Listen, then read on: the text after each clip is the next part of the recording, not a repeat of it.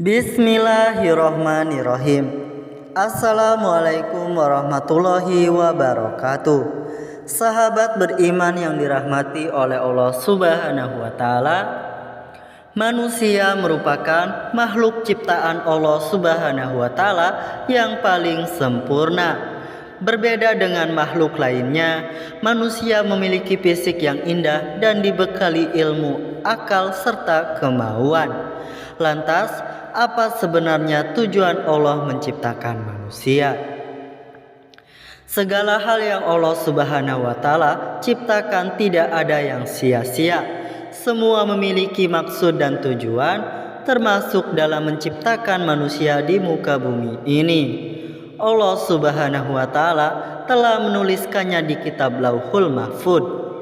Mengutip buku Agama Manusia dan Tuhan dalam Perspektif Al-Quran terbitan di Publis, Allah Subhanahu wa Ta'ala tidak pernah menciptakan sesuatu tanpa ada manfaatnya.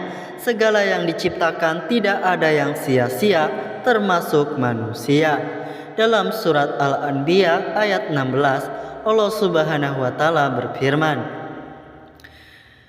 yang artinya, dan kami tidak menciptakan langit dan bumi dan segala apa yang ada di antara keduanya dengan main-main.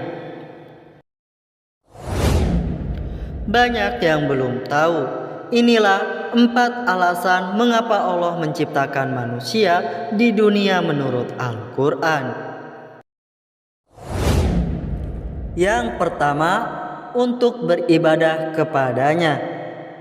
Alasan paling utama mengapa Allah menciptakan manusia adalah agar mereka beribadah dan bertakwa kepadanya.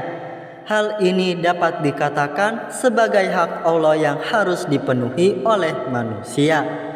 Dalil terkait alasan penciptaan manusia untuk beribadah tercantum dalam beberapa ayat Al-Quran. Salah satunya adalah dalam Quran Surat Az-Zariyat ayat 56 yang artinya, aku tidak menciptakan jin dan manusia melainkan agar mereka beribadah kepadaku. Yang kedua, agar mereka mengetahui kekuasaannya.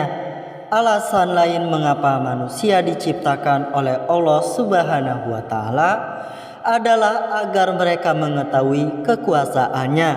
Allah Subhanahu wa Ta'ala ingin menunjukkan bahwa seluruh alam semesta termasuk bumi, tata surya, dan seisinya terbentuk atas kehendaknya. Hal ini dijelaskan lebih lanjut dalam Al-Quran Surat At-Talaq ayat 12 yang artinya, Allah yang menciptakan 7 langit dan dari penciptaan bumi juga serupa. Perintah Allah berlaku padanya agar kamu mengetahui bahwa Allah Maha Kuasa atas segala sesuatu dan ilmu Allah benar-benar meliputi segala sesuatu. Yang ketiga, untuk menjadi khalifah di muka bumi. Selain untuk beribadah, Allah juga menciptakan manusia dengan tujuan menjadikannya khalifah atau pengurus bumi. Dengan kekuatan akal dimiliki, manusia diharapkan mampu mengatur dan mengendalikan alam secara umum, baik di darat, laut, maupun udara, serta sumber daya dan makhluk hidup lain yang ada di muka bumi. Penjelasan terkait alasan ini terdapat dalam Al-Quran Surat Al-An'am ayat 165 yang artinya, dan dialah yang menjadikan kamu sebagai khalifah-khalifah di bumi, dan dia mengangkat derajat sebagian kamu di atas yang lain untuk mengujimu atas karunia yang diberikannya kepadamu. Sesungguhnya Tuhanmu sangat cepat memberi hukuman dan sungguh Dia Maha Pengampun, Maha Penyayang. Dan yang terakhir, untuk mengemban amanah. Alasan lain mengapa Allah menciptakan manusia adalah untuk mengemban amanah di dunia.